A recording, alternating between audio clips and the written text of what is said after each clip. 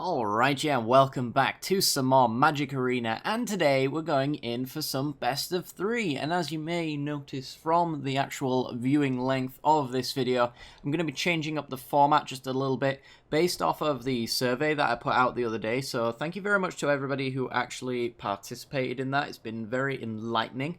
I will get to actually doing an AMA, as well as probably going through the rest of those results from that survey for those who are curious about maybe the results of those answers. But yeah, for now, what I'm going to be doing is I'm going to be joining together the best of 3 series right into one big video, so it's going to be a lot longer, and it's going to free up a few days as well, which I can then fill with future series like Brawl when it eventually comes along. But for now, I'm not sure I can fill up that slot, so there might be an off day or two here and there, but I guess that just gives you more time to watch the rest of the best of 3 series if you can't watch it in its fullest. But anyway, with all of that out of the way, what are we playing this week? Well, we're going to go right into the decks, and we're going to play a casual deck this time around. Casual best of 3, so I'm not going to be taking this one into ranked, because honestly, I think that some of the cards that are very competitive right now do actually hurt this deck quite a fair bit. Those namely being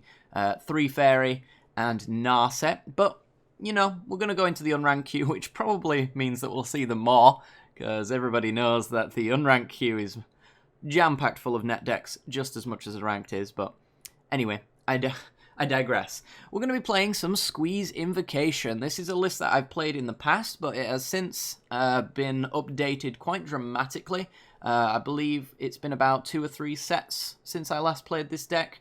And for those who are big fans of the channel and know that I love Squee the Immortal unconditionally, this is the singular win con in the deck. So, Squee the Immortal, really don't feel like I have to explain it, but I will. 3 mana for a 2/1 legendary creature. It says you may cast Squee the Immortal from your graveyard or from exile, which basically means that this is a threat that your opponents are going to have a very, very rough time dealing with. So short of things like Ixalan's Binding or Grafdigger's Cage, there's not really anything they can do about Squee, and there are things that we can do in sideboarding that make our opponent's sideboard tech less relevant. So the idea is that we're going to be beating our opponent to death with Squee, and that is literally it. So you might be asking yourself, how do we get a 2/1 through our opponent's board state? Well, we are jam-packed full of board wipes, so we have 3 copies of Deafening Clarion to deal 3 damage to each creature. Again, mentioning that Squee can actually come out from the graveyard, so it's very important that our win-con threat is something that does not care about a board wipe and can be recast, essentially. So we have our Deafening Clarions for 3 damage to each creature. There's also Lifelink, which can be relevant in certain situations. We have 3 copies of Star of Extinction as well, which is the absolute best board wipe in this deck. 7 mana for a sorcery, destroy target land, and deal 20 damage to each creature and each planeswalker.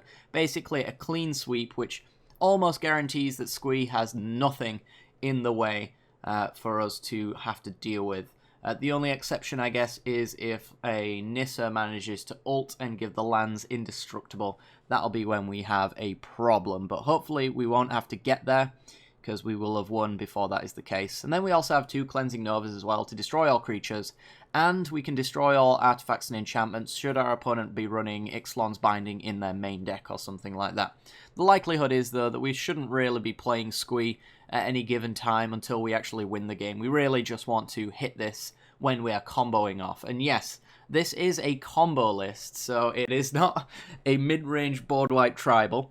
We're actually going to be playing around Sunbird's Invocation, which is another one of the namesake cards. 6 mana for an enchantment, says whenever you cast a spell from your hand, reveal the top X cards of your library, where X is the spell's converted mana cost. And you may cast a card revealed this way with converted mana cost X or less without paying its mana cost. Put the rest on the bottom of your library in random order. So basically, if we cast a spell of 7 mana, then we look at the top 7 cards and we can cast a spell of 7 mana or less. So what we want to be doing is going infinite with Sunbird's Invocation and Nexus of Fate. Nexus of Fate being a 7 mana instant speed spell that says take an extra turn after this one. So if we have Sunbird's Invocation out and we cast Nexus of Fate, we look at the top 7 cards once we've taken our extra turn with Nexus of Fate, and hopefully we hit another Nexus of Fate. Otherwise, we're going to hit either a Star of Extinction or an Emergency Powers to refuel our hand right up to 7. So on that extra turn, we'll probably have 7 fresh cards and hopefully have another Nexus for a redraw, which is going to be pretty sweet. So we're basically 7 mana tribal, and we want to be getting there as early as possible. So our ramp sources are Pirate's Pillage, 4 mana to discard a card and draw 2 cards, create 2 treasure tokens. So it's basically Tormenting Voice, but the extra cost is given back in treasures. We're going to use those as ramp to get to our spells a lot sooner. We also have Treasure Map as well, which is a 2 mana artifact. You get to scry 1 for 1 mana, and then if you do that for 3 times, you actually get to flip Treasure Map into a Treasure Cove, which is a land you could use. It also generates 3 treasures as well, so netting us 4 mana, which works perfectly to lead us up into our 7 mana spells like Star of Extinction, which we're very much going to need.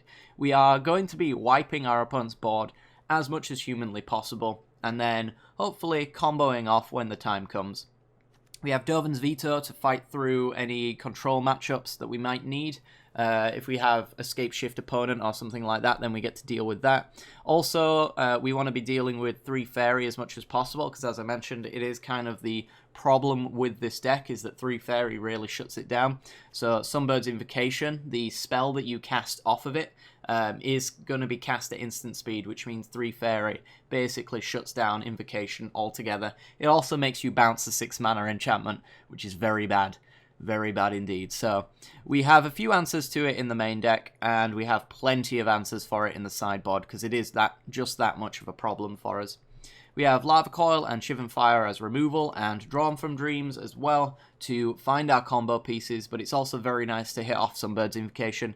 Again, if we get like an extra turn with Nexus of Fate, and we hit Drawn from Dreams, then we get to look at the top 7 again and pick 2 of them, which is really nice.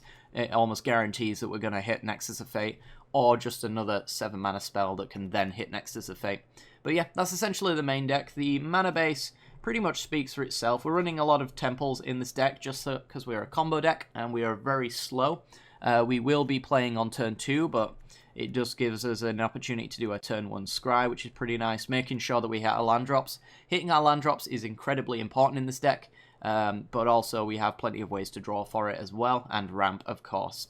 So onto the sideboard, we got 2 copies of Grafdigger's Cage. As I mentioned earlier, this is the card that shuts down Squee, but it also shuts down Command the Dread Horde and Experimental Frenzy in the mono-red matchup. So 1 mana for a creature cards in graveyards and libraries can't enter the battlefield. Also Reanimator as well does see a little bit of play from time to time, so it is something that we do have to include in our sideboard.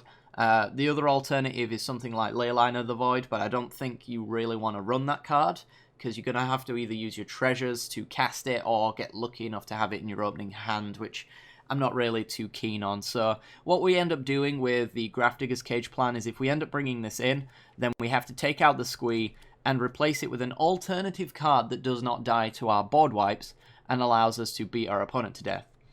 Gideon Blackblade is going to be our answer, because this is a 3 mana 4 loyalty planeswalker that says as long as it is our turn, Gideon is a 4/4 with indestructible, which means he is a creature, like Squee, and he also survives, air quotes, unlike Squee, he survives all of our board wipes as well because he has indestructible, so no loyalty counters are removed from Gideon, which means if we're comboing off, Gideon is our alternative win con, which is very nice. We're running 2 copies as well, because he actually is pretty decent against certain matchups, namely like control matchups where they've got sorcery speed removal for creatures and things like that. Then we've got ourselves a Gideon, which is pretty sweet.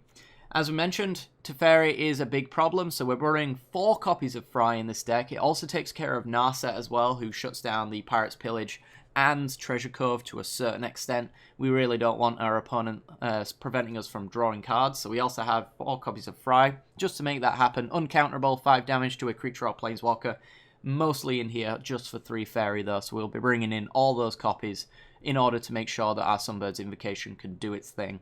Lava Coil is a little bit of creature removal, speaks for itself. Dovin's Veto we bring in against the control matchups, because we are a combo deck that needs to resolve things, so we want to make sure that we can always resolve things, and an uncounterable counter non-target creature spell is very useful, so we're going to bring that in.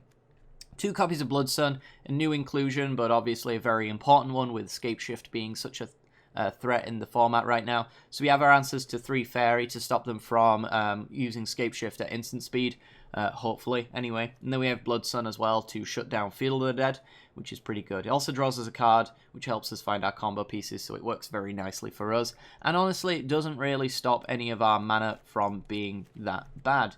The only thing that it actually prevents is Temple of Triumphs and Temple of Epiphanies from scrying, but otherwise they're untapped lands, which ends up helping us anyway, so there's a little bit of trade-off there.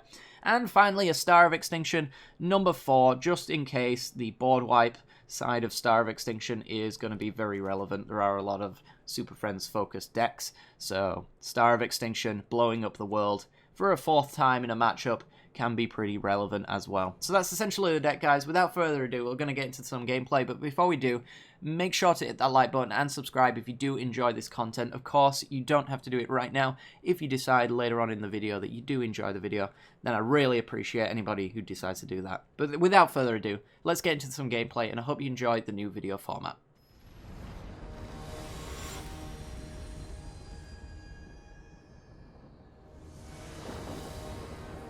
Alright, we're going to be on the play. We got a turn 1 Temple, and we would basically do nothing up till Pirate's Pillage, but if we are not disrupted, we will almost certainly have Star of Extinction. Our opponent with the Bolas avatar means that we could be up against a Bolas deck. This hand doesn't really get hurt by Thought Erasure all that much, to be honest, so I think I'm just going to keep this one and hope that our opponent's not playing an aggro deck. I think that would be the only thing that would really hurt this hand. But other than that, we got the shock lands to make sure our checks come into play untapped. We got a turn 1 Scry, which is pretty sweet. It means that we can bottom any lands that might be sat on top right now. And yeah, we just basically bin everything we don't like on the Pirate's Pillage anyway. Ooh, treasure map. Yes, we definitely want a treasure map. The early game for this deck wants to be interaction and ramp. Primarily ramp, because the ramp actually leads to interaction anyway. So we want to make sure we have our treasure map to improve our draws so we can find our combo pieces. And we want to make sure that we can actually deal with what our opponent is doing when the time comes. So that's a Deafening Clarion. I don't think it's going to be relevant.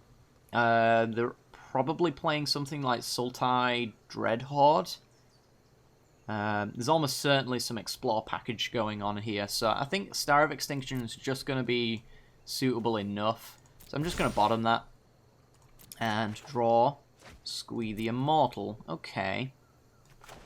Well, let's go Hallowed Fountain tapped and pass the turn. Make sure we get our Upkeep Scry for the treasure map once again. And Risen Reef. Alright. So we're exploring. I'm pretty sure they've actually, the Dreadhorde decks have actually taken to using elementals to a certain extent nowadays, because Cavalier does a lot of milling, and obviously Risen Reef's just pretty sick overall. So I could play Squee just to stop 1 damage. I don't think it's entirely relevant that I do that. I think I'm just going to play my Shockland tapped, take the opportunity to get my tap land or my painless land down. And Journey to Eternity. Oh wow. Okay. Let's see if they can kill Risen Reef. And they can. Alright, well, joke's on them, because I have a Star of Extinction for that Etzel. But really cool idea for our opponent. They're playing Reanimator. Solid stuff. Alright, so we are going to flip treasure map. Don't really need that, so I'm going to bottom it. The one good thing about having Squee in our hand is that we actually have a Pirate's Pillage here that essentially discards nothing, because Squee can be cast from the graveyard. So we're not actually losing card advantage by discarding Squee right here. He's going exactly where we want him to be. So we are going to discard Squee, and we're going to draw 2 cards. And all we're looking for at this point is a Sunbird's Invocation, and I think we just win once we find that. With this hand, it's very much looking like we are going to win. And obviously, our opponent has nothing in the graveyard, so I don't have to deal with Etzel just yet. They've just got a deadweight. As a Muldrotha. Okay. who is an elemental, so the Risen Reef's going to get triggered. And they've got 1 mana to spend, which I'm assuming they can't do anything with. Yeah, okay. So this is where we start thinking about going off with our Star of Extinctions. We could also Nexus of Fate and just take an extra turn. I think we might as well. Just get a redraw, you know? No sense in it being in our hands doing nothing when it basically just comes on right back. And our opponent decides they want nothing to do with Nexus of Fate. For reasons, which probably means they're about to scoop in sideboarding, if I had to guess. Alright, yeah, okay. Well, sometimes your opponent are just irrationally upset with Nexus of Fate and you get yourself a free game. It is what it is, I suppose. Let's go for another one.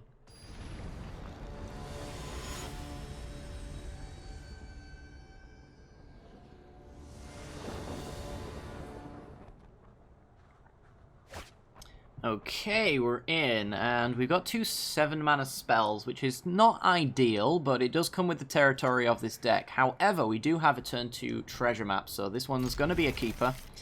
Turn 2 treasure map, if we get to flip it on time, does mean that we can get the Star of Extinction down pretty early. At the cost of, obviously, our treasures, so it's something that we do have to weigh up. But once we've got a treasure cove flipped, pirates, pillages, and things like that actually have an extra draw 2 attached to them, which is pretty sweet.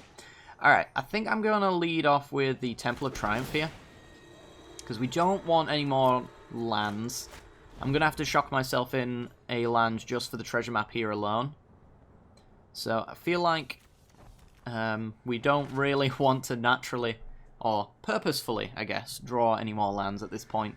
We kind of have as many as we need, so we will naturally draw them nonetheless. No doubt. So, Temple of Epiphany and an island. Usually, when you see temples, it makes me think of elementals. So, maybe we're up against a Temur Elemental list. Could be a spicy control list as well. I think we still have to go for the treasure map here, but there's a good chance that maybe they're just holding a negate and they will absolutely fire it off on the treasure map, given the chance. Yeah. Okay. Well, we're really going to rely on our Dovin's Vetoes in game 1 then. So that's kind of what we want to be drawing into. So main deck negate and opts. Are we playing against Drakes? Maybe, could be. Let's go with the Temple of Epiphany and bottom any lands that we see on the top. Yep. Because there is obviously a chance when you bottom a card that the top card is a land, so we don't really need a land right now, so we can bottom one and then naturally draw one if we want. It just helps us get through the land pocket, if it does indeed exist. Alright, let's see if you got any Crackling Drakes. It is the Drakes, okay. Drakes with main deck negates. Which is interesting. I think sometimes they run Spell Pierce, but mostly they don't tend to run any of those in particular. Alright, we're going to go with... I think we're going to go with Steam Vents to dump, because we probably will draw a land off the 2 cards. We already have one, and we're going to generate 2 tokens as well. So we want to dodge a Spell Pierce here. Opponent's holding. Okay. And now we have Star of Extinction, ready to go next turn. So our opponent, if they'd have missed a land drop at any point during this game, would have been in a very bad situation should we star them. So it's one of the really cool parts about this deck is you can get an early start, potentially just mana screw your opponent out of the game. We also have emergency powers in this matchup, which is pretty decent as well. Since the Drakes rely on the graveyard, emergency powers shuffling the graveyard back into the deck will mean that any Drakes that are on the field will actually become 0/4s. Except for Crackling Drake, who does actually care about exile as well. Alright, so I'm not really inclined to actually hit my opponent at all here with a Star of Extinction, so I'm just going to play a tap land and go. The longer I can go without using my treasures to cast my spells, the better. And ideally what I want is a Dovin's Veto to make sure that the Star of Extinction does resolve. And maybe our opponent goes Crackling Drake, and we end up getting a 2-for-1. It would be a 3-for-1 technically, since we take out a land at the same time. Alright, so this is another way that we can actually fight against counter spells, because on our opponent's turn, we can actually Nexus of Fate them on their end step. So we're going to play our check land so that we don't have to use as many treasures. We're only going to have to use one treasure. So we hope for our opponent to tap out on their turn, which means we can resolve what we really want to on our turn. So we're going to take 3.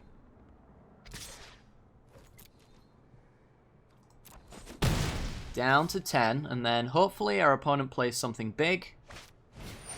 Charter Course, okay. Draws 2. And Crackling Drake. We know they're running counter magic in their deck.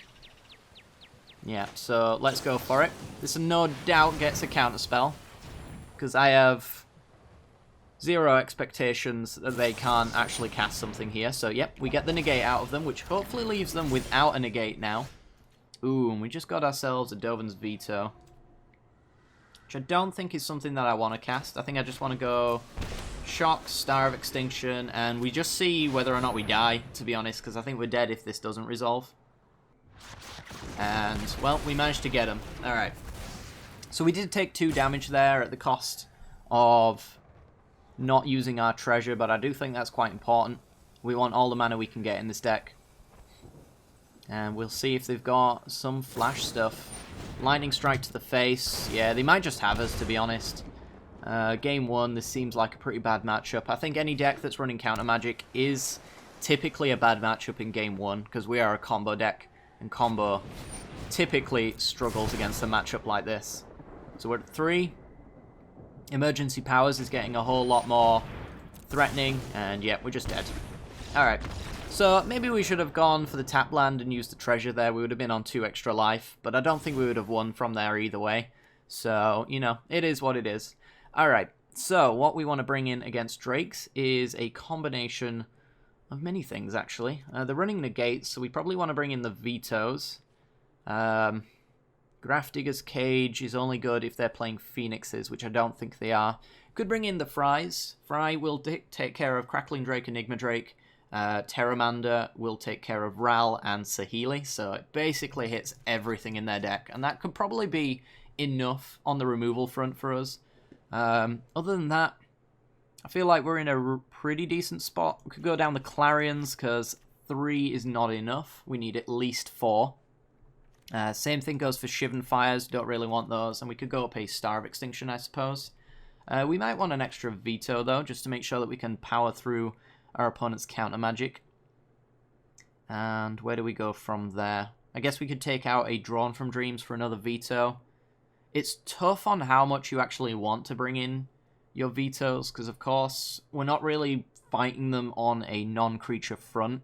We're fighting through their counter magic, so all we really need to do is resolve a single veto when the time comes.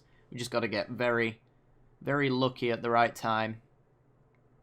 Is there anything else that's just bad in this matchup? Coils are very good. Could bring in the coils. I mean, we could just fight them on a spell-based turn. It actually means that we don't have to have 5 mana in order to resolve that, which means we can pay for spell pierces and things like that. And if we go up a Dovin's Veto, we can go down the Drawn from Dreams. That way, what we can do is cast our 2-mana spell and be able to counter their counter magic.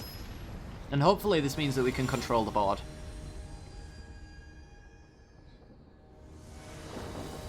It does help as well that with a Sunbird's Invocation deck that we have more 2-drops that lead into 2-drops. This hand is an absolute keep. We have a decent amount of mana, which is what we're looking for inevitably. We don't have the ramp, which is unfortunate, but we have the removal for the first spell that they cast. What they're going to need is essentially dive down in order to stop us. So let's go Temple, and we want to bottom any lands that we see, because we have lands for the next 4 turns. At the very least. Shocks in, probably just for... oh, a Terramander. Okay. Well, we're fine with a Terramander for a little while, so we're just going to go tap land and say go. We can take care of the Pteramander at the point when adapting becomes a possible option for them. Until then, though, of course, we have Enigma Drakes and Crackling Drakes, which are just a better immediate threat that we want to deal with. But if we do draw another Fry or a Lava Coil or something like that, then maybe I will consider actually hitting my opponent's creatures. So let's just play Sulphur Falls and say go. I suppose we should have played the Glacial Fortress, actually, so we could Dovin's Veto on the off chance they have Saheeli, but they'll be tapping out and I'll be frying it, so I don't think it makes too much of a difference. But yeah, I definitely should have played the Glacial Fortress there. At the very least, just to threaten a possible Dovin's Veto. I think blue on its own threatens counter spells to begin with, though, as far as our opponent's concerned. And they might just say go for this one. Yeah. Says to me that they actually have counter magic and they want to be able to hold it open to prevent their thing from dying. We're just going to keep going, though, because they're not threatening us at all. We can just happily make our land drops and say go for quite some time. Alright, tap lands, and looks like we're just taking one. Yep, happy to take it. Not threatening at all. Steam Vents, okay. Tap lands, good, say go. That was a pretty good draw for us, honestly. If our opponent's going to do nothing, Steam Vents is the best thing we could draw. Might see ourselves get lightning struck in the face, though, on end step here. Which we could veto. I'm not sure it's entirely worth it, though, because we need this current veto to resolve our spells. So, yep, take one again. Our opponent's hand is either garbage, or they are slow rolling, expecting us to remove things. I could, at this point, go for the Fry. It forces them into either using counter magic, which could then later allow us to Sunbird's Invocation, but with a negate, it means that it could probably just have another negate open anyway. So I'm not sure it's entirely worth it. Another emergency powers, okay. Yeah, it also kind of helps that we empty our hand later as well, so that our emergency powers gives us more card advantage than our opponent. So remembering that this actually gives both players 7 cards, but the idea of our deck is that our opponent never gets the extra turn to use those spells if we're using this as a combo piece. So I think at this point, it's about time I force them into making a different decision. Can't be countered. So hopefully forces them into playing a Crackling Drake or something like that, and then hopefully we draw a Sunbird's Invocation. There's Enigma Drake, which we have the answer for. We can just play a Lava Coil and kill it. It is a 0-4, but they can obviously opt as well. See if they got the dive down. Cool. Well, they're protecting it quite aggressively, so I think I'm just going to fight for this one. If they're protecting it aggressively, there's a good chance that they just don't have any threats. And we'll just see how this plays out. We're almost empty-handed, so our emergency powers is going to be drawing us a card in no time at all. They have tapped out, so we get a very powerful Star of Extinction here.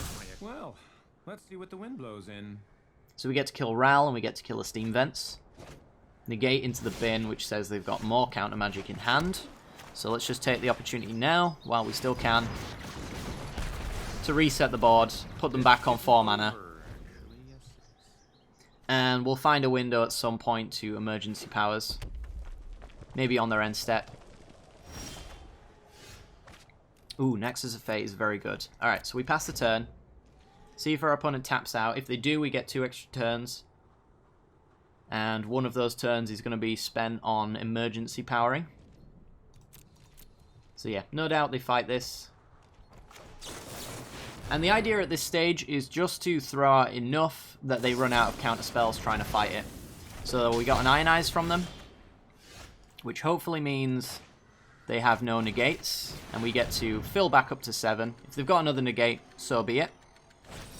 We'll get them next time. Alright, so Hallowed Fountain tapped, say go. Down to 1 card. We need them to not have another counter magic, which they have spent 1, 2, 3 so far. We could wait and go for another emergency powers. We could also do the emergency powers on their turn as well, forcing them to tap out a little bit more.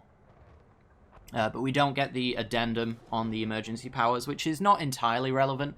The only things that we could really put into play are Treasure Map and Sunbird's Invocation for the most part, so it's not the worst thing in the world. I think I'd rather just take 7 cards and the opportunity to tap my opponent out into a good top deck for us.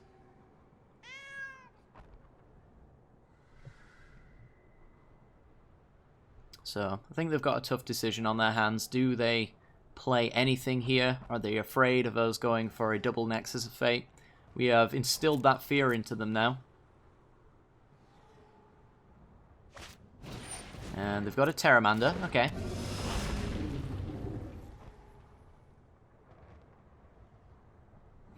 So we got 3, 6, 7, 8. 3, 6, 7, 8, 9. Yeah, we could actually Lava Coil, see if they defend this. If they do, we get an emergency powers. Quite potentially, unless they've got the 19th negate. Alright, well there's negate. So, emergency powers. Yep, got right underneath the counter magic. And we did whiff on the spells, which is unfortunate. We're going to put into play a Temple of Triumph. And hopefully scry into something good. Double Dovin's Veto is pretty nice. We've reset the graveyard, so Terramander is back to just being a 1-1 until the end of time. It's going to take them a fair bit of work to get that into play. I'm kind of okay with that. Yeah, I think I'll take that. We remove their threat, which gives us plenty of time. We can play a Steam Vents tapped here. So we have Fry, we have Pirate's Pillage, which we can defend with Veto, discarding another land, because we got plenty of them at this point.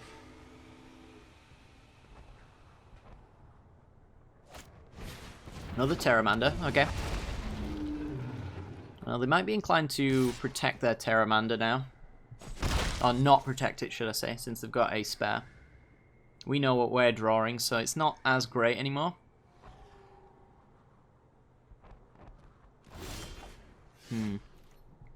Yeah, they're very protective.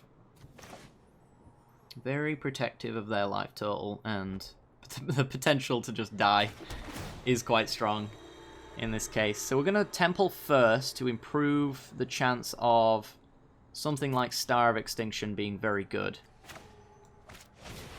Alright, and then we're going to discard the land, since we have plenty. We will fight over this with a Veto, and we still have a Veto left over to fight over the Star of Extinction.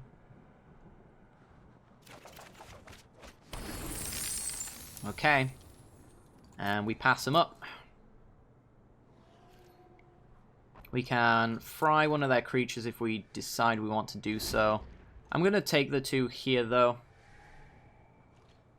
And just see if they want to commit more. They've been very hesitant to do that up until this point. So it looks like Star is just going to hit a land. Oh, wow. Okay. Do we go for the Fry so that we can potentially get a dive down out of them? I don't think we do. We don't need to play around dive down. Oh boy. Oh boy. Alright, so Steam Vents and hold open our Vetoes, because they obviously go for the counterspell, and then we obviously say no. They lose their board state. They're forced into a situation where they have to commit to the board again. And we're adding to our mana, slowly getting where we want to be. There will come a point where we eventually draw our combo piece. There's a Ral, so we say no. Because Ral actually starts on 5, which means Fry on its own can't actually kill Ral. It's one of the few blue planeswalkers that doesn't just die to Fry, which is unfortunate. Alright, so we got some treasures. We got an extra turn. We got some lava coils, so we can We could hit our opponent's lands. I don't think it's entirely relevant. I think I'm just going to pass here, use my removal to just keep playing this game out. They've decided that they've had enough, and they're passing it up. Is it another person who just does not like Nexus of Fate? Who knows? Alright, so the Shivan Fires were not terrible there. Our opponent clearly interested in using Terramanders as a way to draw out my removal. But I think, honestly, my removal is just good enough that we don't really need to care about that all too much. They never really committed to the board, so we didn't need too many sweepers. And we had Star of Extinction, which was pretty nice all the same. Yeah, I think I'm just going to run this one right on back, to be honest.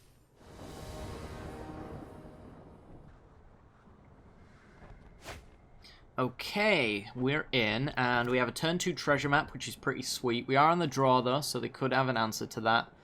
So it's kind of risky. I think, honestly, on the strength of the mana base alone, I'm going to keep this one. But if they do have a negate for the treasure map, that's going to be problematic. Hopefully they tap out for something like a Terramander and they don't have complete control over the board state. So we go Temple. And I'm gonna bottom the Pirate's Pillage. 1, because we already have one. And 2, because I think I'd honestly prefer a land over a Pirate's Pillage, since counter magic is a thing. This isn't entirely likely to resolve. And yep, they tap out, which is really good for us. And we draw another Nexus of Fate. Okay. So it is crucial that we get to 7 mana. Hopefully 7 natural mana as well. We don't really want to be using the treasures to cast the Nexus of Fate because it's just not repeatable. We need consistent casting of 7 drops.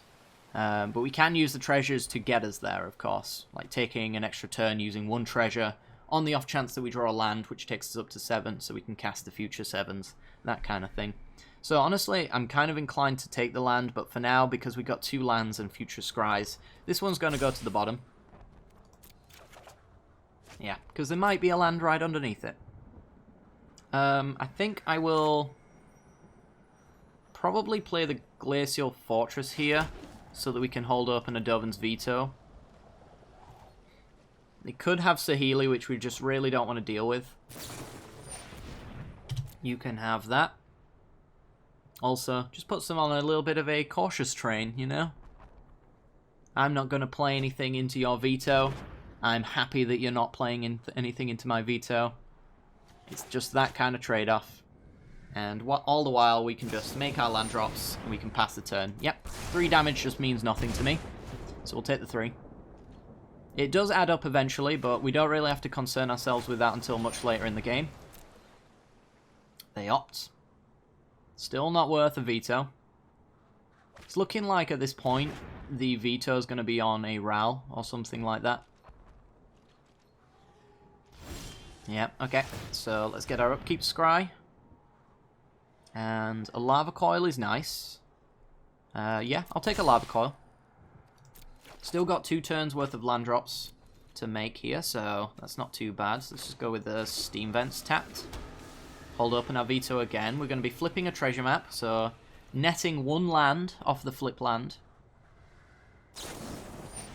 Putting us in a really nice spot. Yep, that's fine. I don't think these decks run Banefire, but I guess it's something that we should have to concern ourselves with. Enigma Drake, yep. We have a Lava Coil, so that gives us something to do on our turn. A Lava Coil with Veto to counter... emergency powers, not very good. To counter the dive down. Also a Fry. I think it's better that we Lava Coil. Mostly because Fry can hit Ral, and although it doesn't kill Ral, it still hits Ral, which could be relevant, keeping them off of ultimates. So, yep. Very obvious dive down. And we will crack a treasure to kill an Enigma Drake here. We can't really afford anything surviving here, so let's just get that out of the way. Tap land, say go. And now we're in that situation I mentioned before, where we have 6 mana, which we could use to lead right up to the Nexus of Fates. Triple Nexus, pretty good. It does mean that eventually our opponent should, theoretically, just run out of counter magic off of a end step Nexus of Fate for 3 turns in a row. So they play a land, we Nexus. If they counter, we have a Nexus next turn. Yep, Ionize, cool. We want a land drop. We didn't manage to get one. I could go with a Pirate's Pillage, or I could just try to Nexus them again. Pirate's Pillage gives me more lands. I can't fight for it though if they do have counter magic. I think maybe what I'll do is I will use my treasure to draw a card because I'm looking for land drops. We'll manage to find one. That means that we can naturally play Nexus of Fates now. We don't have to rely on treasures anymore. And I'm going to bottom the emergency powers because for the past entire game we have not seen a single Sunbird's Invocation that actually allows us to combo win. We just have the hyper value Nexus of Fates here. They're going to shock us and pass. Okay. Well, we're going to Nexus of Fate them on their end step. Gives us a good idea of whether or not they've got counter magic. Because they have never let a Nexus resolve this entire time. So we might get Ionized. Yep. Which taps them out of Ionizes. We could just play another Nexus. Take an extra turn, which means they have got no 2-mana counter spells, and we managed to slap down a Sunbird's Invocation. So, from this point forward, we are pretty much, I think, 7 drops away from winning. We just need a Nexus into a Nexus. Or in this case, a Star of Extinction would be very nice as well. Decisions. We do kind of need an answer to Ral, but we're not in any rush to make that happen. Let's go with a Pirate's Pillage, leaving open the Treasure Cove, because obviously we can use it. So I'm going to dump the Pirate's Pillage. Look at the top 4 cards. We whiffed on that one, unfortunately. And there's the Nexus of Fate we wanted. Alright, there's a good chance we actually draw a land off of a treasure map crack here, so let's go for it. Star of Extinction. Okay. We're in a position now where our opponent can't really counter anything. Because obviously Nexus of Fate triggers Sunbird's Invocation, which could just lead to another Nexus of Fate, so they need to counter twice. We know they don't have negates, or they didn't at least when we went off last time. So let's see how we do. Putting a Terramander in the graveyard. So must have a threat that we should care about. I mean, they do have the Ral, I guess. Let's see if we can take them off of Ionize, I guess, by frying the Enigma Drake. Do I even care about that? 3, 4, 5, 6, 7. We need a land in order to do Star plus Veto. Yeah, I think I'm just going to go for a fry. We could also hit a treasure map off of this reveal as well, which is kind of cute. We get a dive down out of them, which is locked out Ionize as an option. We hit lands, which is something that we weren't too pleased about drawing anyway. And now we get to star a land, reveal the top 7. Even if they counter this, we could just hit another star. We hit Nexus of Fate, so we get to take an extra turn, and we get to blow up the board. And that should be game. So from here, what we want to do... Oh my god, there's an emergency powers. We want to just Nexus for now. Nexus revealing Nexus is the ideal draw. We actually get emergency powers. Yeah, let's take emergency powers. Let's do it. Emergency powers. Shuffles our graveyard and hand back in, which gives us another Nexus of Fate. A fresh new hand, which we can... stick down a treasure map, I guess. And we get our extra turn. Now we just have to worry about Spell Pierce. It's basically all they could do. They're just tapping out, though. Which is giving us the avenue for victory.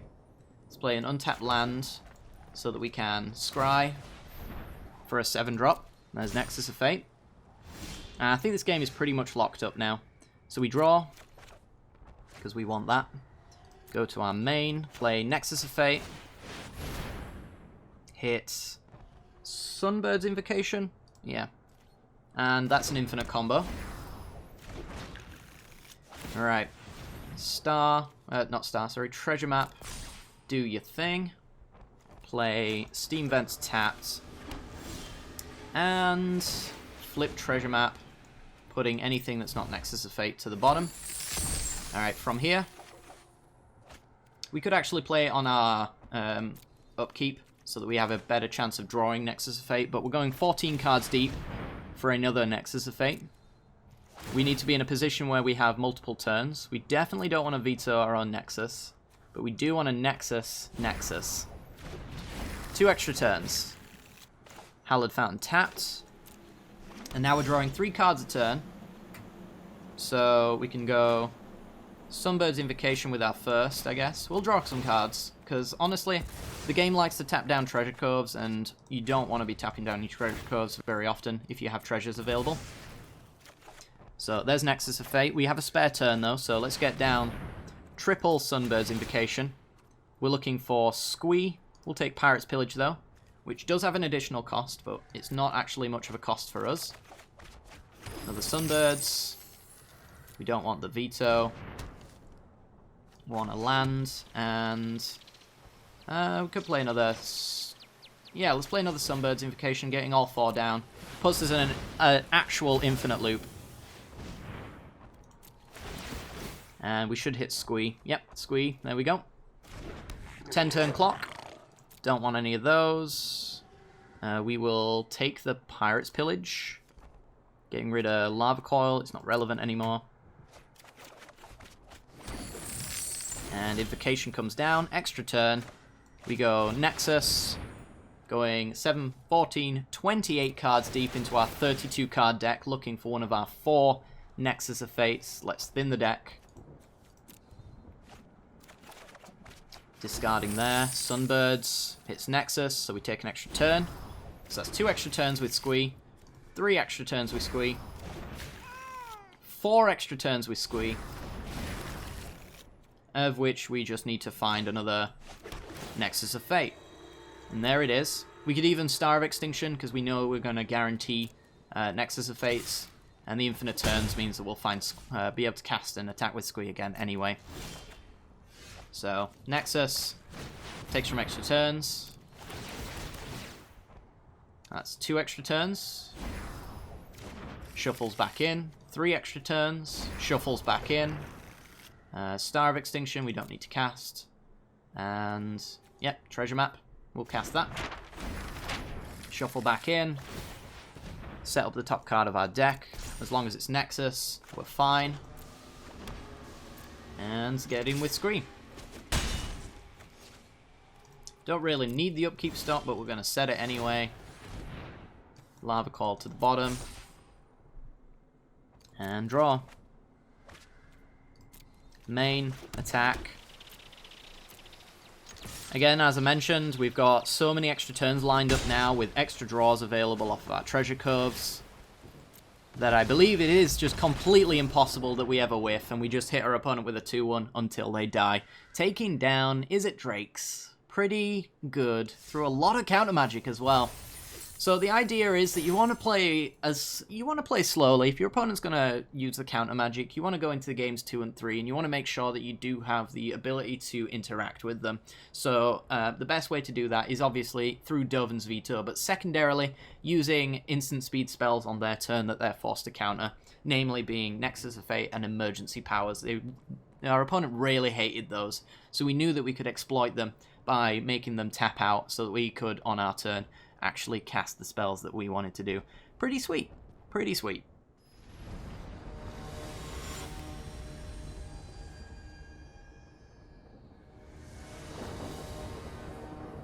Alright, we're in, and we're going to be on the play. We've got a 2-lander with a treasure map and a lava coil. So we have abilities to defend against control matchups and against creature matchups with the ability to find our 3rd, 4th, and up to 7th land. I'm going to keep this one. So the ideal hand for this deck is about 3 mana and an ability to ramp. So we have 2 mana, so less than ideal, but our ability to ramp is 2 mana here, so we're really not too fussed about that. The alternative is, of course, Pirate's Pillage, which needs you to be at 4 mana and not against the control matchup in order to actually get the value out there. We managed to get a Sacred Foundry, which is pretty sweet, and I don't know what we're up against. Probably a Nissa deck, if I had to guess. So we want to be keeping up the Dovin's Veto for Nissa when given the chance. Do I want this land?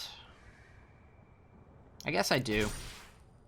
I want to be ramping up to my 7 drops pretty early. We don't need to counter Nissa yet, and honestly, there's not really much that I can think of off the top of my head right now that makes me want to shock myself to potentially counter something. So we're just going to let this one go. They're up to 4. Next turn, of course, they have 5. Yeah, Risen Reef, not counterable by Veto, so I'm happy with my decision there. And they're holding the Paradise Druid, which almost certainly means I have a Nissa. We could Shivan Fire the Risen Reef. I don't know if that's entirely necessary. I'm just going to let that one go. Honestly, I would take lands over any of that stuff. So we'll go tap land, leaving open the Veto, because they're leaving Paradise Druid untapped for the turn 4 Nissa here. Very obvious. So let's just counter it. Oh, Leafkin. Interesting. Alright. Well, it seemed obvious. They do want to keep their Paradise tapped, or untapped for the Hexproof, though. Star of Extinction's looking pretty sweet round about now. And now they just don't want their Paradise Druid untapped. I feel like I've been got. I really do. We want to bottom the land, because we got a treasure map for our land drop, effectively, anyway, and we also have one in hand. So, again, though, I still feel like we should be playing around Nissa. So I'm just going to play an island here so that we do have Lava Coil available, but also Veto. So let's get rid of Risen Reef and pass them up. Very close to going off. We need a Sunbird's Invocation to make this happen. Yep, there it is. Bit of a weird sequencing order for them there. I do think that they definitely had Nissa when they had the Leafkin Druids. I need a Star Extinction right about now. Nissa, not so good once you get your Star of Extinctions going. Honestly, this feels pretty good. Let's just hit one of their lands. Which one's the best one to hit? You do want to hit a forest, so it's either Stomping Ground or Breeding Pool. It's probably Stomping Ground. I don't think we have to worry about counter magic all that much. This is going to take a treasure to do, but we hit 5 mana worth of targets here. So I think this is more than worth it. They need a land into Nissa for me to truly regret that decision. And if I just find another Star of Extinction, then we probably win the game, because they'll animate a land, we'll kill Nissa, kill another land, so they'll be down to a very, very depressing amount of mana, if I will have my way. Alright, at this situation, the idea for us is an upkeep stop into... Oh, they're just going to go for an X2 Hydroid Crisis. Yeah, this is what pinching their mana will do. We're going to go for an upkeep Nexus, because there's obviously a chance that I'll just redraw Nexus, which is fine. Got a Drawn from Dreams. Okay, so we'll just take our extra turn. Got a Sunbird's Invocation, which is actually, like, the greatest thing of all time. So I'm going to crack a treasure. Looking for a 7-drop.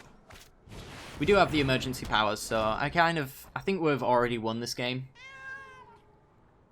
Short of our opponent having counter magic of their own. We just want them to tap out here, so honestly, I would accept a Nissa tapping out, untapping probably an island, because most of the time they don't want to untap their forests, since it does open them up to losing a higher value land. It is indeed the clever choice.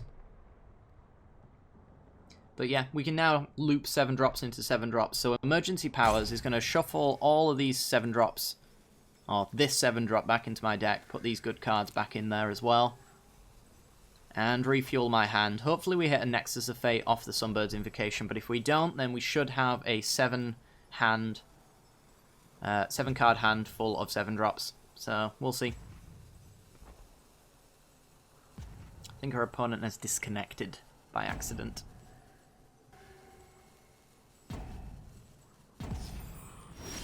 Okay, my opponent wasn't back in time to actually take the rest of their turn, but honestly, this game is pretty much locked up, and I'll show you why. So, we're going to go Emergency Powers, and we're going to look at the top 7 cards. We get ourselves some pretty dead cards. I'll probably just like Shiv and Fire the Hydroid Crisis here. It's just a free card, it goes into our graveyard, and Emergency Powers shuffles it all back in. And yep, we got a 7 mana spell and a 7 mana spell. We can hold open Dovin's Veto now as well. So if they go land Nissa, they lose, because they tap out completely. And then we get to do our 7 mana shenanigans. Look at all those spells that hit each other. So the one you want to lead off with first is Nexus of Fate, because this one gets shuffled back into your deck, which means there is an extra 7 mana spell in the deck for the rest of these cards. Obviously, we've got all of them except for Emergency Powers in there right now, since this one exiles itself. So this one likely wants to be the last one that you cast, but it's very useful to actually refuel your hand for situations like this, where you can actually get all the 7 drops you ever need to trigger Sunbird's Invocation until the rest of the time. I think our opponent has well and truly gone. Yeah, so a bit of an unfortunate situation, but we managed to take out the game. That's two early games, actually. Guess that makes up 1 game. But yeah, we're doing pretty well, Let's go for another game. Hopefully our opponent sticks around.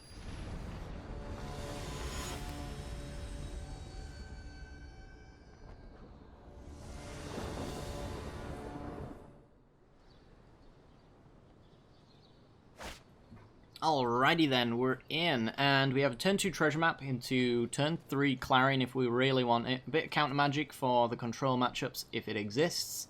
And we got a board wipe which we can lead straight into the treasure map. So this looks like basically the ideal hand for us, honestly. So I think we go with the... do we go with the Temple of Epiphany first? Because we could actually avoid the shock on the treasure map by just playing Steam Vents first. That's a tough call on that one. Well, now that we've got the island, I think we just take the temple here. We already have the unshocked treasure map now. I think Drawn from Dreams wants to go to the bottom. We're already scrying with the treasure map, so we just don't need that. It's also a nice spell to hit off of Sunbird's Invocation. If you like Nexus into Drawn from Dreams, looking at 7 and picking 2, it's just really, really beautiful value. Alright, looks like we might be up against... Oh, I'm not sure, actually. I was going to say a Nissa deck. It probably still is. So we want to be cautious and holding open our veto around the 5 mana mark, which is coming up pretty soon. Leafkin Druid, yeah. It is, in fact, coming up next turn. So making sure that we have Nissa countered is ideal. We could also take them off of it by going with a Deafening Clarion. No, we couldn't, actually, because Clifftop Retreat is a tap land. So that's something to go keep in mind. Yeah, we just don't have veto anymore. I'm going to have to try and dig for a white source. Sweet. Alright. Shock ourselves to keep Nissa away. Better lucky than good. So they got 6 mana, if they want it, if they got the land drop. Cavalier of Thorns. That's not ideal. Quasi-duplicate and Risen Reef. Ah, we memeing.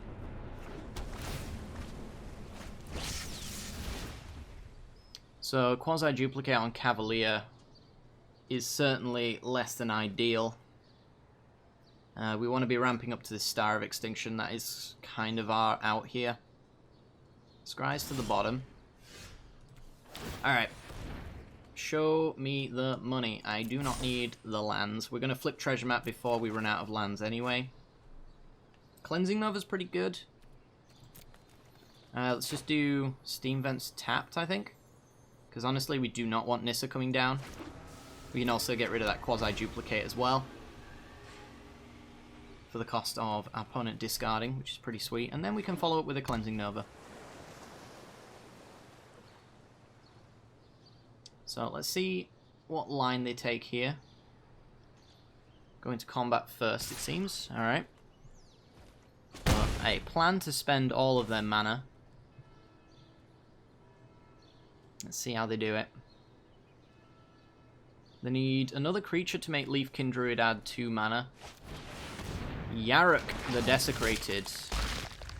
Alright. Well, we could just go Clifftop Retreat and slap our opponent. We don't have to crack treasures that way. Is that the correct line? What do they get? They get Risen Reef back if I kill Cavalier. If I crack my treasure map, I have 4 mana untapped. 1 treasure goes to the Nova, 2 goes to the Veto if I need it. So I think it is correct actually here to flip the map and bottom the map. Draw for the turn, a Deafening Clarion could be useful. And yeah, I think we just go for the Nova here. Destroy all creatures. And see how we do. It's possible this is a self-mill deck, using Risen Reef to draw lots of cards as well as Cavalier, since Yarok actually triggers both of them as well. They're going for that value. Quasi-Duplicate just makes more Risen Reefs, draws you through your deck, so... We could be in for a slow roll of a deck. They're going with the Yarok to put on top. Okay. That seems reasonable for us. It is a 5-mana do-nothing here.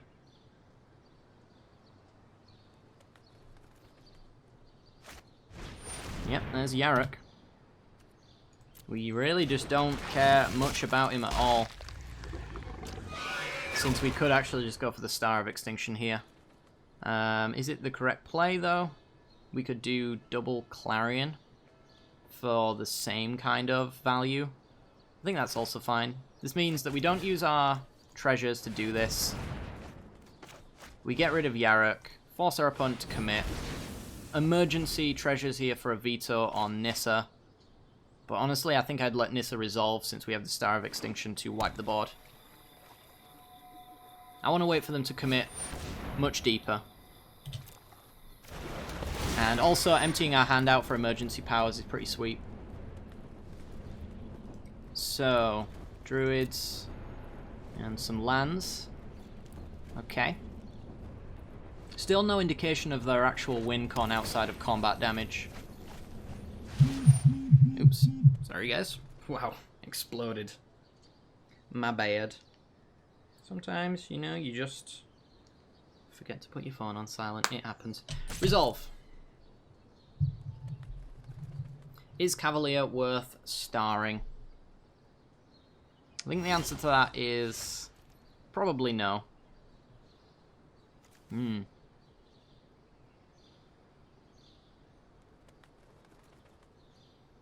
we go for this? What's the worst thing that can happen? We go for emergency powers, we fill up, we miss on Sunbird's Invocation, which is the ideal thing to put down on Addendum.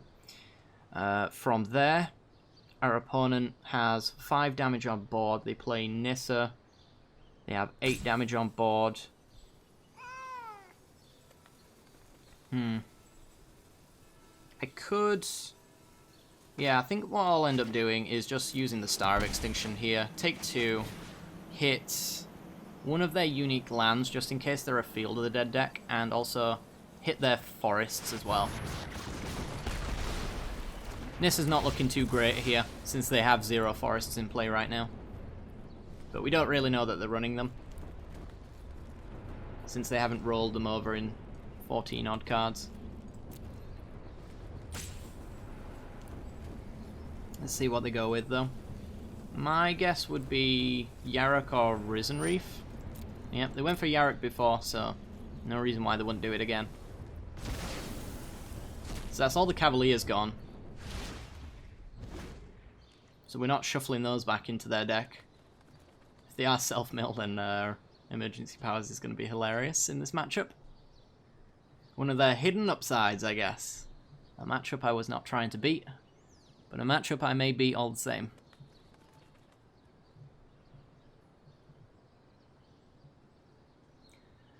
What is next?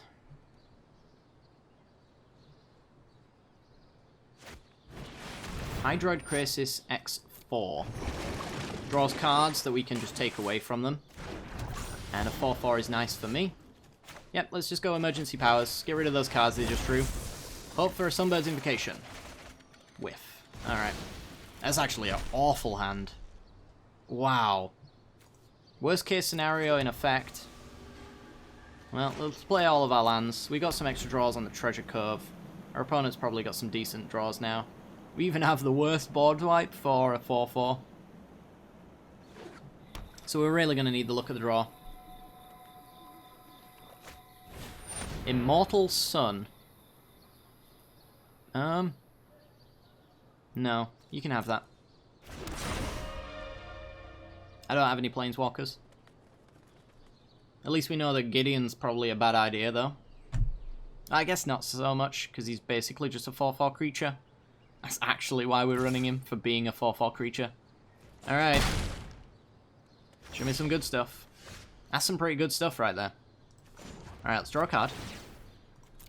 We do need to actually fire off that Star of Extinction. Or we could do Cleansing Nova, also works.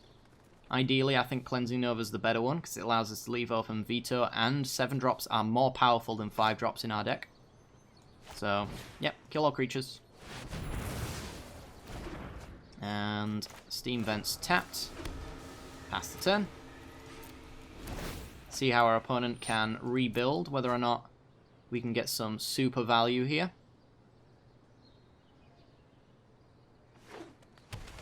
We have an extra draw on the Treasure Cove, as well as our top deck as well, to find either Nexus of Fate or Sunbird's Invocation. I think both of those are fine.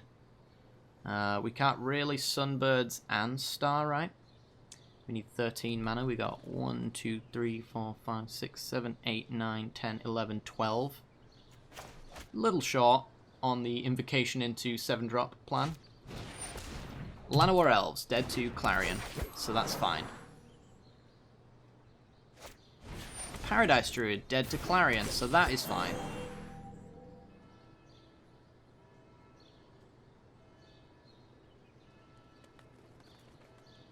Are they trying to bait out counter magic? Certainly feels like it. But if they're running Immortal Sun, that means they can't possibly be running Nissa. It would be an egregious error on deck building if they were to do that. Hydroid Crisis does not die to Clarion, so we're going for the Star of Extinction. We draw a Temple. So we Temple for the Scry. Bottom the land, because we definitely do not want to draw that. Let's draw a card, so we can get as much information as possible. Treasure maps. Not the worst. Let's blow up the world. Let's get rid of Drowned Catacombs, I'm thinking. It's currently a unique land for them. If we Emergency Powers and shuffle back in, we're not giving them a Scry land. Yeah, I think we'll just take care of that one. So, kill all your stuff. Live to fight another day, get some Scry value in.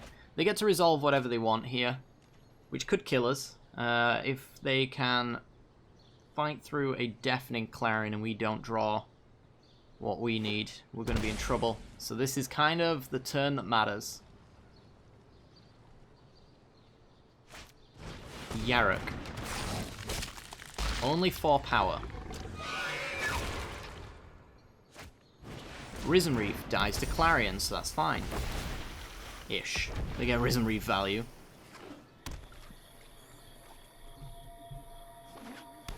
And they pass. Alright, So, we have a Clarion, we can survive. Definitely want to bottom the lands. Don't know why we're still hitting them. Sunbird's Invocation. Pretty good. Play a land. Play Sunbird's Invocation. We're going to 1, boys and girls. Boop boop. Hit another Deafening Clarion. I'm going to cast it and kill Yarok. Better lucky than good. Okay. Opponent 33 cards in their deck. Just gotta keep checking, you know. It's not going to be too much of an issue. We're not really going to be milling them, but as we mentioned, maybe they've got a self-mill plan going, or maybe they're just like Sultai Elementals. Not entirely sure on the logistics of that one. Alright, land into the battlefield. And something to veto would be nice. I really just need to hit a 7-drop. Ouch. That probably kills us. Sunbird's Invocation, taken by an Agent of Treachery, that nobody in their right minds would play around. So I need both Clarion and I need to wipe the board. Pirate's Pillage. Yeah, I guess so. Guess we gotta take that.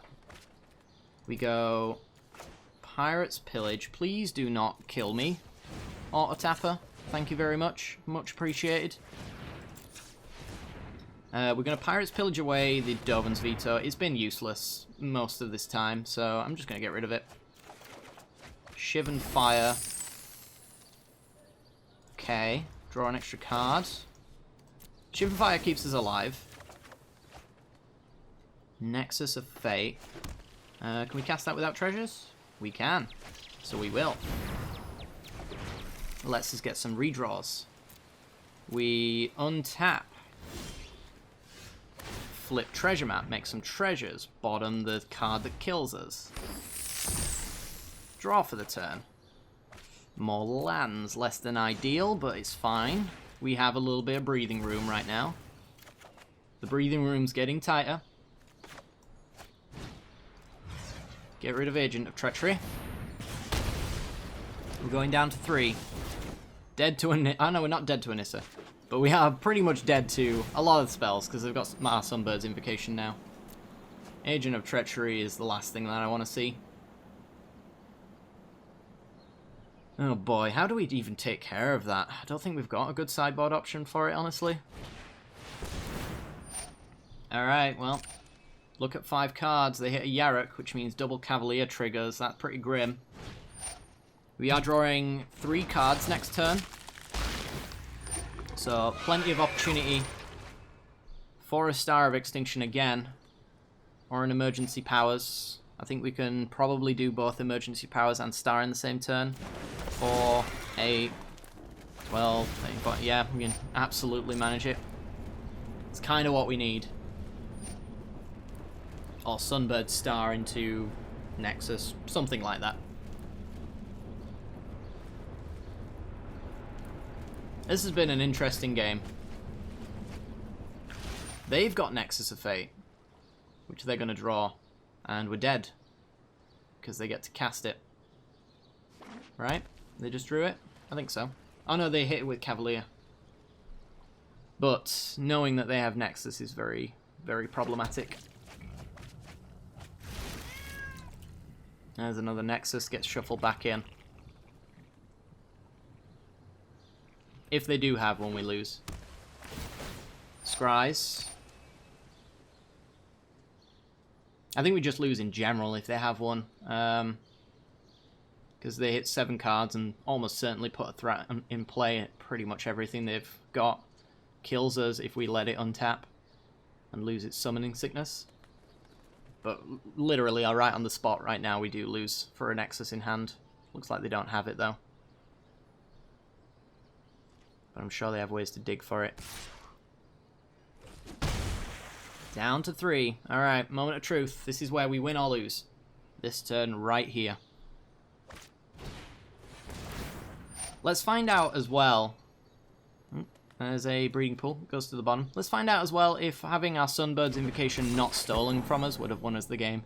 If we do it at 7-drop, there's a good chance that we would have won the game. There's Star of Extinction. That's literally the best card we could draw. Let's see if we can get a Sunbird's Invocation before casting this. Holy crap.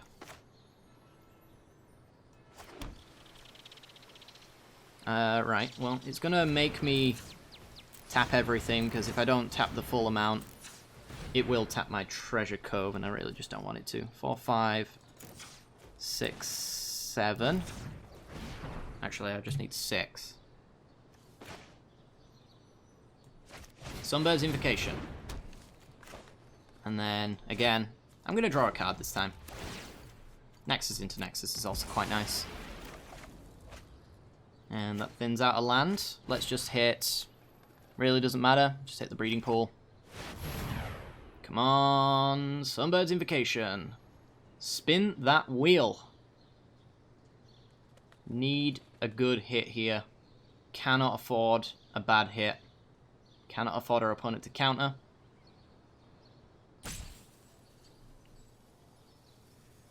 This can't possibly be the tilt factor, because we are very much not winning at the moment.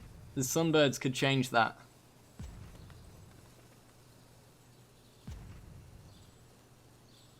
What's the best card we could hit? I don't think attacking the artifacts and enchantments is correct anymore.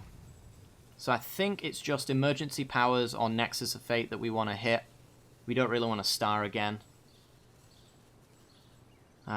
We don't really want a Cleansing Nova away the Immortal Sun or the Sunbird's Invocation, because we lose if they untap. Knowing that they have Nexus of Fate in their deck, it's a pretty good indicator of that. I don't know if it's the full playset. I would assume that it's not, since we haven't seen them cast one up until this point. But we did see them reveal it twice. Again, though, that is shuffled back into their deck, so it could be the same one. I would assume they've maybe got 2 Nexus. But they could easily just have 1. They could have 4 and they're all at the bottom.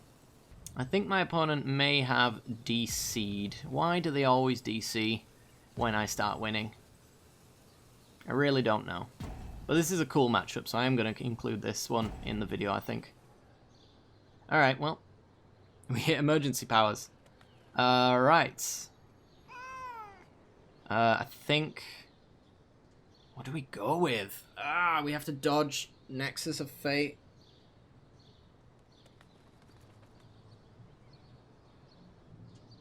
I really needed Nexus of Fate of my own. Drawn from Dreams won't get me there. I can only play 2 drops. I think we just take Emergency Powers and we have to hope that they don't win next turn. That's very unfortunate. Yeah. Emergency Powers. There's a Nexus of our own. Oh my god. Alright. Let's put in Treasure Map to increase our draws. Kill their board. They can get back whatever they want, because they've timed out. The game's going to pick it for them. And we're going to pass here, using Treasure Map to do its thing. Come on, don't DC on me. This is a cool game. I want to see this one play out in games 2 and 3.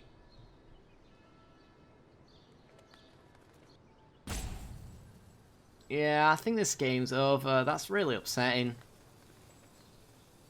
Magic Arena, please fix your game. It is so broken right now. Honestly, an indie developer could probably make a more stable game than this right now. It's very bad.